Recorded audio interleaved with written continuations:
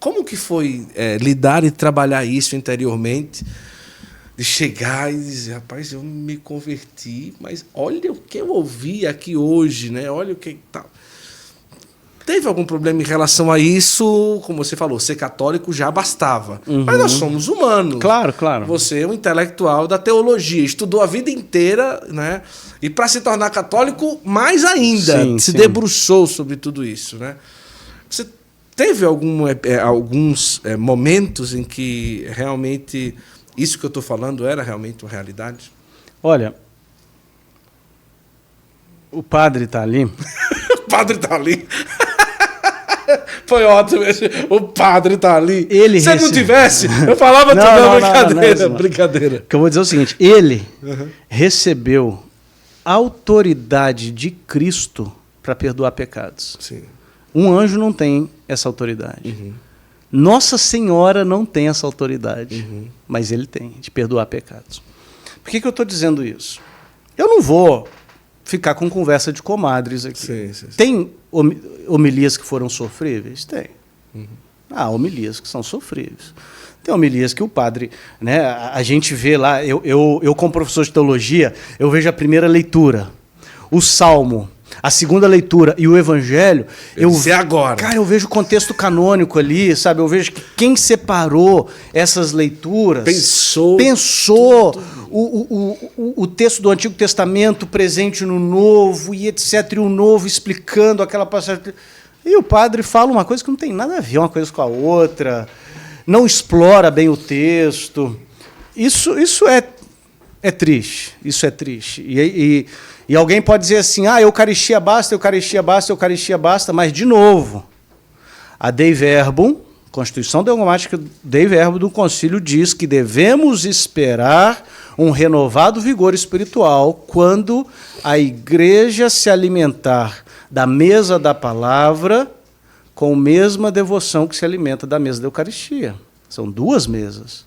E o padre deve se esmerar para servir uma refeição para as suas ovelhas, para os seus filhos, a partir das duas mesas. Então, eu peço para os padres, por favor, se esmerem na homilia também, porque existe a mesa da Eucaristia, e glória a Deus por isso, mas também existe a mesa da palavra. A mesa da palavra, aliás, conduz até a mesa da Eucaristia, como a gente vê lá na passagem de Emaús, né, em Lucas 24. Então, você quer que eu fale? Eu vi muitas homilias sofríveis, ponto. Porém, contudo, entretanto, aliás, eu tenho um outro merchan para fazer. Vai, fica à vontade. Eu tenho um curso online, claro, chamado Catolicismo Blindado, dia 31 de outubro, dia da Reforma Protestante. Eu vou fazer uma aula gratuita.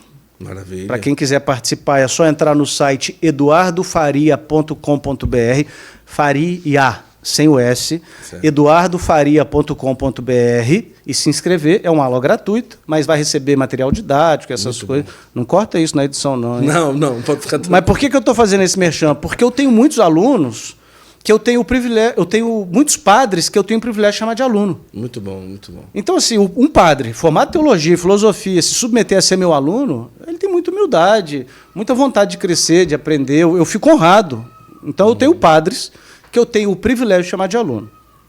Fecha parênteses.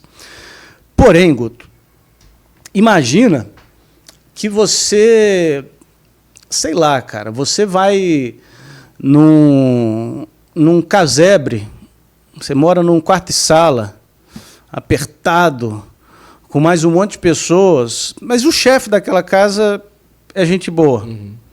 E, de repente, você ganha um passe para morar num castelo com milhares de cômodos, onde você pode aproveitar cada cômodo daquele castelo e você pode correr pelos corredores e você tem refeições à vontade, você tem tudo.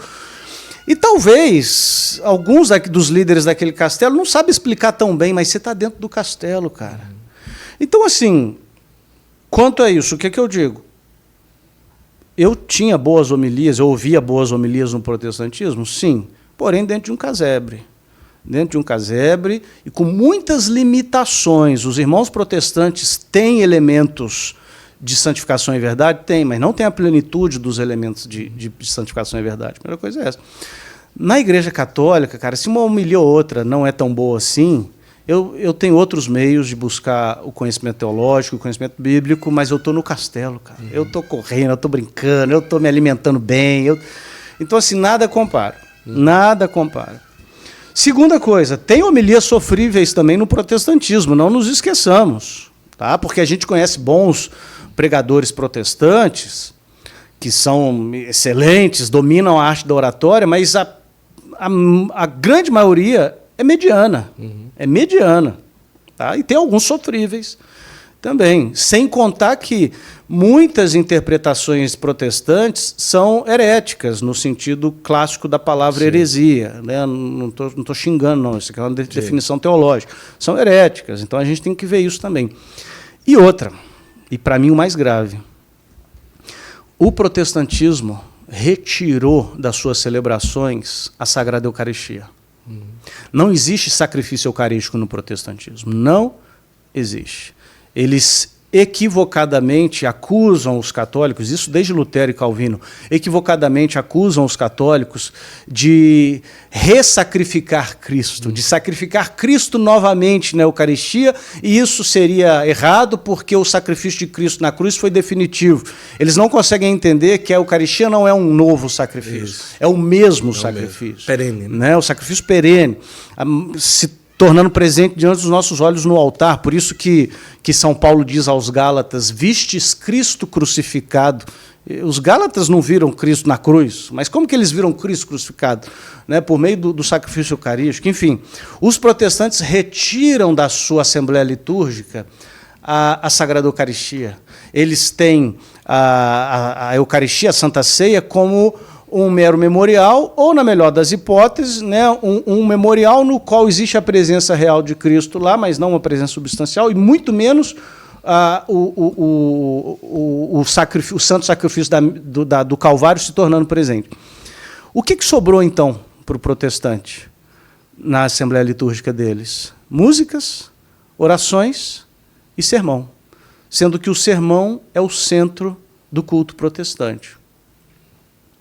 Por que eu dei essa volta toda?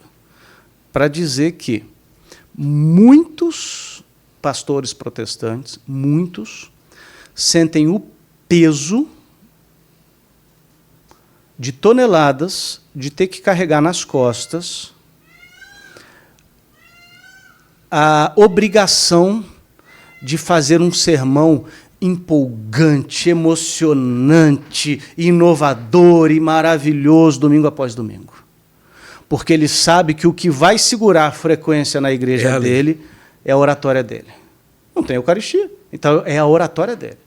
Alguns se frustram porque alcançam as pessoas, discipulam as pessoas, e muitos pastores, muitos mesmos, são pastores apaixonados e sinceros, então visitam suas ovelhas, estão com as ovelhas enlutadas, visitam no hospital, aconselham em momento de crise matrimonial, aí abre uma igreja do lado, onde tem um pastor com uma oratória melhor, o sujeito vai para a igreja do lado com uma oratória melhor.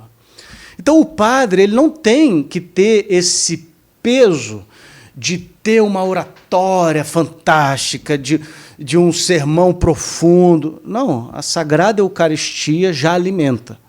É lógico que o padre pode se esmerar minimamente para expor as Escrituras de maneira fiel à palavra de Deus e ao ensino da Santa Igreja. Né?